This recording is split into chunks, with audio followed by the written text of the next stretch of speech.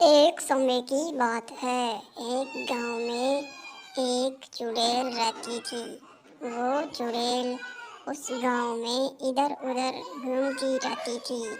वो चुड़ैल बहुत ही डरावनी थी। उसका आतंक पूरे गांव में फैला हुआ था, जिसके कारण गांव में कोई भी बाहर नहीं निकलता था।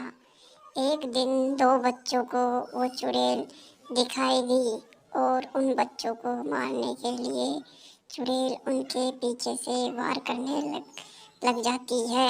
और चुड़ैल को देखकर बच्चे बहुत ज़्यादा डर जाते हैं और दोनों बच्चे चुड़ैल को देखकर वहाँ से भागने लगते हैं और चुड़ैल भी उनके पीछे पीछे भागने लगती है। पर वो बच्चे बहुत चालाक थे। बच्चे आगे चले गए भागकर। चुड़ैल भी उनके पीछे पीछे चली जाती है।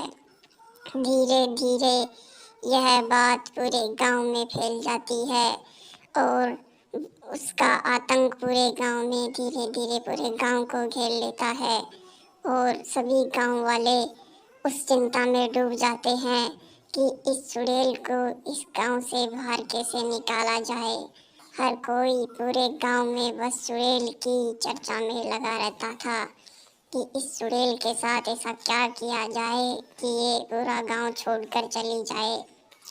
और यह सोचते सोचते उनमें से एक आदमी बोलता है कि इसी जंगल में एक तांत्रिक बाबा रहता है जो बहुत ही शक्तिशाली और तंत्रिक विद्याओं से अपनी शक्ति बढ़ाकर उस चुड़ैल को यहाँ से भगा सकता है। और उस तांत्रिक के पास पूरे गांव वाले चले जाते हैं और उस चुड़ैल को भगाने के लिए उनमें से एक गांव का आदमी आगे आता है और तांत्रिक से उस चुड़ैल की बात करने लगता है और तांत्रिक भी उनकी बातों को सुनता रहता है। और तांत्रिक उन सबसे यह बोलने लगता है कि मैं उस चुड़ैल को भगा दूंगा। पर गांव वाले कहते हैं वो चुड़ैल बहुत ही ज़्यादा शक्तिशाली है, इसलिए आप उस चुड़ैल को भगाने के लिए कुछ तंत्र विद्याओं का उपयोग करो।